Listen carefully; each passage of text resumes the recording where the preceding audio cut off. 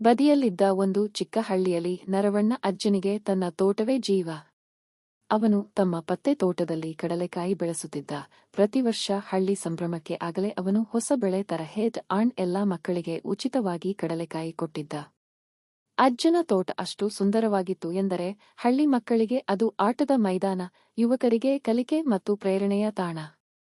ಅವನು ಒಬ್ಬ ಬುದ್ಧಿವಂತ ಕೃಷಿಕ.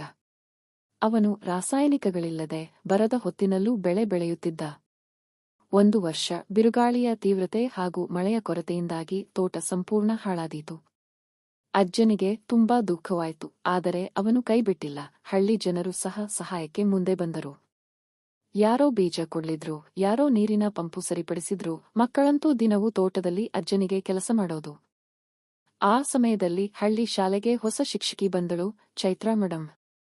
ಅವಳು ಮಕ್ಕಳಿಗೆ ಪರಿಸರ ಶಿಕ್ಷಣ ಕಲಿಸುತ್ತಿದ್ದಳು. ಅವಳಿಗೆ ಅಜ್ಜನ ಕೆಲಸ ಇಷ್ಟವಾಯಿತು. ಅವಳು ಶಾಲೆಯ ಮಕ್ಕಳಿಗೆ ಅಜ್ಜನ ತೋಟ ಎಂಬ ಪಠ್ಯ ರೂಪಿಸಿ ಪಾಠ ಕೇವಲ ಪುಸ್ತಕಗಳಲ್ಲಿ ಅಲ್ಲ, ನೆಲದ ಮೇಲೆ ಕಲಿಸಲು ಪ್ರಾರಂಭಿಸಿದಳು. ಅಜ್ಜನ ತೋಟ ಮತ್ತೆ ಹಸಿರಾಯಿತು. ಕಡಲೆಕಾಯಿ ಮತ್ತೆ ಮೊಳಕೆಯಾಯಿತು. ಮಕ್ಕಳ ತಲೆ ಮೇಲೆ ಹೊಸ ಅರ್ಥದ ನೆರಳು ಇತ್ತು. ನಾವೇ ಬೆಳೆಸಿ, ನಾವೇ ಬೆಳೆದಿದ್ದ.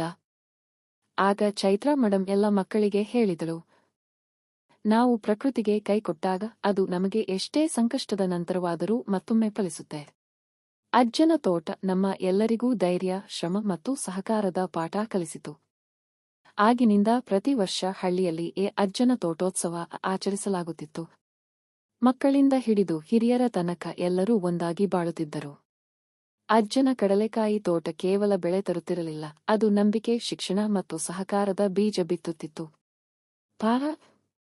ಸಹಕಾರ, ಪ್ರಾಕೃತಿಕ ಶ್ರಮ ಮತ್ತು ಪ್ರೀತಿ, ಈ ಮೂರು ಇದ್ದರೆ ನಾವೆಲ್ಲ ಏನೇನು ಬೆಳೆಸಬಹುದು.